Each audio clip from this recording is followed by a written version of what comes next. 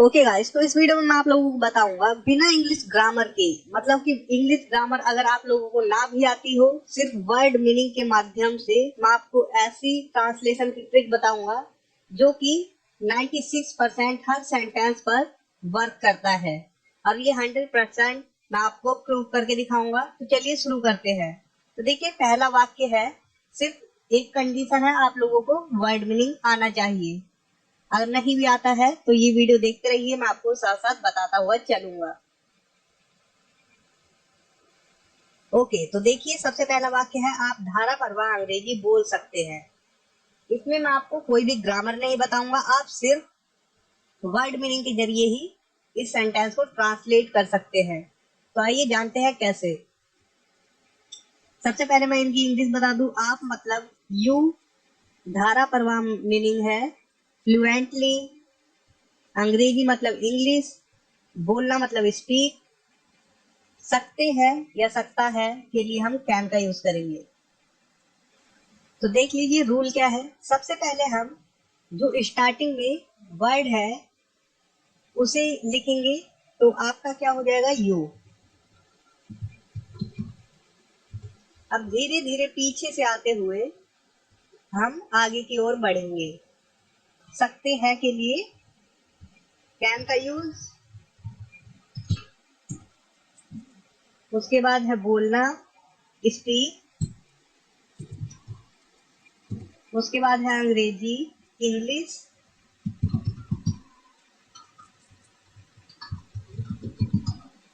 उसके बाद है धारा प्रवाह मतलब फ्लुएंटली।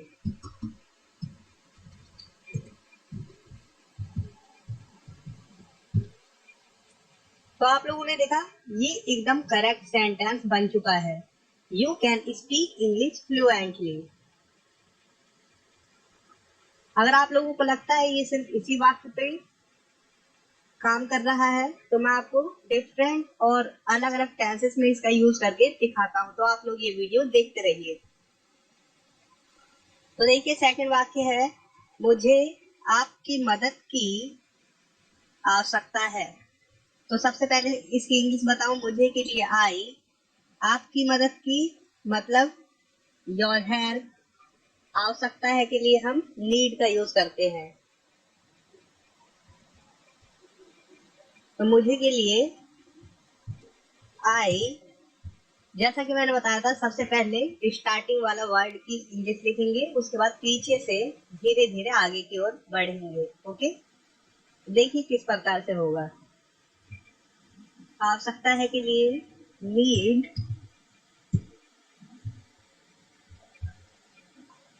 इसे हम पूरा लिखेंगे, आपकी मदद की। ओके, और ये भी मैं बताता हूँ क्यों।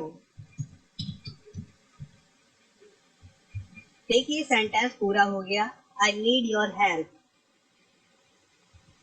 अगर यहाँ पर जैसे कि ये है, मुझे आपकी मदद की आवश्यकता है, तो हमने ये, आपके दिमाग में चल रहा होगा कि इसे भी इस प्रकार से लेना चाहिए, मदद फिर उसके बाद आपकी। ओके, ऐसे नहीं लेना है आपको। अगर जैसे कि मुझे आपके पेन की आवश्यकता है, तो हम कहेंगे I need your pen. Okay, तो हम ये पूरा सेंटेंस यहाँ से उठाएंगे, जो कि आपको यहाँ पर कंफ्यूजन ना हो कि। ओके, जो की है ये। आप आगे सेंटेंसेस देखिए, आप समझेंगे। मुझे अपने जीवन में तुम्हारी आवश्यकता है। सबसे पहले इसकी इंग्लिश, मुझे के लिए आई, अपने जीवन में इन माई लाइफ, तुम्हारी के लिए यू का यूज करेंगे, आवश्यकता है के लिए नीड। तो मुझे की इंग्लिश है आई, आवश्यकता है के लिए नीड,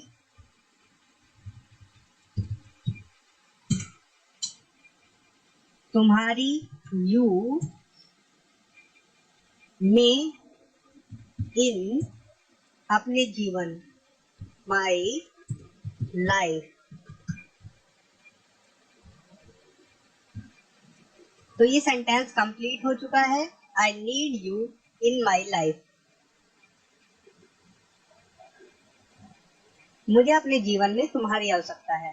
तो यहाँ पर मैं आप लोगों को, अगर कोई कंफ्यूजन है जैसे तुम्हारी के लिए योर क्यों नहीं आया यहाँ पर, तो मैं आपको बता दूं यहाँ पर योर इसलिए नहीं आया क्योंकि हम सीधा कह रहे हैं कि तुम्हारी आवश्यकता है, तुम्हारी किसी वस्तु की आवश्यकता नहीं है। जैसे कि अगर ये सेंटेंस होता मुझे अपने जीवन में तुम्हारी मदद की आवश्यकता है, तो हम यहाँ पर योर का यूज करके योर हेल्प। तुम्हारे पेन की आवश्यकता है, योर पेन। तुम्हारे किसी भी चीज की आवश्यकता है उसके लिए हम योर और फिर जो वस्तु है उसका नाम लिखते। ओके, उसके बाद इन माई लाइफ। लेकिन यहाँ पर सिर्फ तुम्हारी आवश्यकता है तो यू का यूज हम कर रहे हैं। उम्मीद करता हूँ आप लोग समझ गए। तो देखिए ये सेंटेंस है, उसे यहाँ से बाहर जाना पड़ सकता है, तो उसे के लिए ही, यहाँ मतलब हेयर, से के लिए हम फ्रॉम का यूज करेंगे, बाहर मतलब आउट, जाना गो,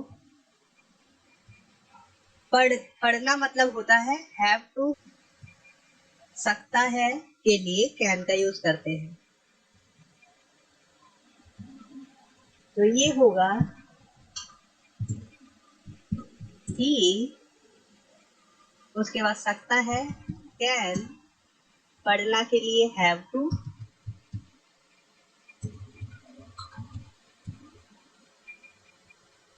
जाना मतलब गो, बाहर आउट, से फ्रॉम, यहाँ hair. He can have to go out from here। ये पूरा सेंटेंस कंप्लीट हो गया है। अब देखिए नेक्स्ट है, उसे यहाँ आना पड़ सकता है। आप लोग सिंपल ही बना सकते हैं। सबसे पहले उसे के लिए ही, सकता है कैन, पढ़ना हैव टू, आना मतलब कम, यहाँ मतलब हेयर। तो ये सेंटेंस कंप्लीट हो गया है। He can have to come here। Next है, आपको अपनी सेहत का ख्याल रखना चाहिए। सबसे पहले इंग्लिश मीनिंग बताऊं आपको।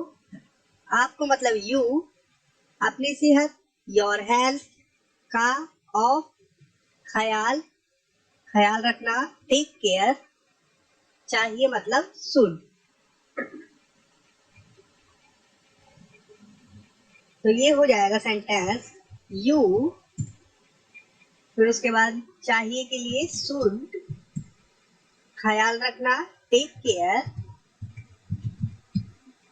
का, ऑफ, अपनी सेहत योर हेल्थ। तो ये सेंटेंस कंप्लीट हो चुका है। You should take care of your health. तो आप लोग सिंपली किसी भी प्रकार के सेंटेंसेस को बना सकते हैं। आइए कुछ और एग्जांपल्स देखते हैं। वह पढ़ाई करता था, वह के लिए ही, पढ़ाई मतलब स्टडी, करता था के लिए हम यूज टू का यूज करेंगे। तो आइए देखते हैं। ही करता था, यूज्ड टू, पढ़ाई स्टडी। तो ये भी कंप्लीट हो गया सेंटेंस बहुत ही आसानी से।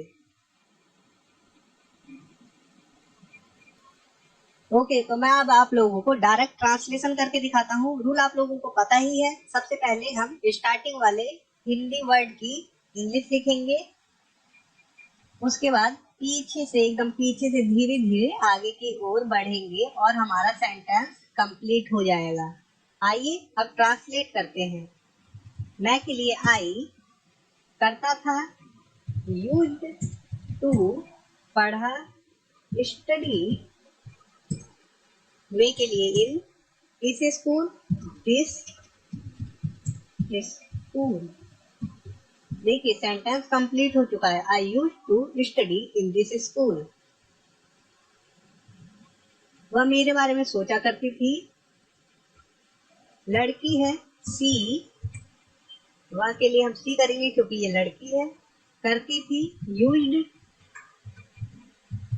टू, सोचा, थिंक, बारे में, अबाउट, मेरे, me. She use to think about me. ये सेंटेंस भी कंप्लीट हो चुका है। अब देखिए, मैं दुकान पर एक मोबाइल खरीदने जा रहा हूँ। ये सेंटेंस आप लोगों को समझना पड़ेगा थोड़ा। देखिए, यहाँ पर जा और रहा को मैंने प्लस कर रखा है। रहा मतलब होता है ING। आप लोग ध्यान दीजिए, रहा मतलब होता है ING और जाने को कहते हैं गो। तो गो प्लस ING मैंने यहाँ पर कर रखा है, वो मैं अभी आपको बताता हूँ। और दूसरी कंडीशन देखिए, यहाँ पर खरीदने, ओके, खरीदने। तो जिस भी क्रिया में, जिस भी वर्ब में या क्रिया में ने हो, ना ने नी हो, तो वहां पर हम उस वर्ब की फर्स्ट फॉर्म से टू का यूज करते हैं। वर्ब की फर्स्ट फॉर्म से पहले टू का यूज करते हैं। जैसे कि खरीद की इंग्लिश क्या होती है? बाय। बाय से पहले हम ले के लिए टू, ने मतलब टू, ओके, ना ने नी मतलब टू। और ये हम करेंगे कब? वर्ब से पहले, वर्ब की फर्स्ट फॉर्म से पहले। तो आइए देखते हैं अब सेंटेंस, आप लोग समझेंगे। मैं के लिए आई, हूँ मतलब एम, जा रहा मतलब कि जा प्लस रहा, तो गो मतलब जाना होता है, रहा मतलब होता है ING, क्या? खरीदने। तो बाय, मैंने क्या बताया था, कंडीशन क्या है? ने, खरीदने, ने आ रहा है तो हम इससे वर्ब से पहले टू का यूज कर देंगे। एक मोबाइल था, मोबाइल, पर मतलब एट, दुकान मतलब शॉप। देखिए, बातों बातों में सेंटेंस कंप्लीट हो गया और वो भी बिल्कुल सही। I am going to buy a mobile at shop. तो आप लोग समझ गए टू बाय हमने क्यों किया? क्योंकि यहाँ पर खरीद ले के लिए हमने टू का यूज किया यहाँ पर वर्ब के फर्स्ट फॉर्म से पहले। और गोइंग क्यों किया? क्योंकि रहा मतलब ING, जाना मतलब गो। तो ये दोनों प्लस होके हो गया गो इन, गोइंग, ओके।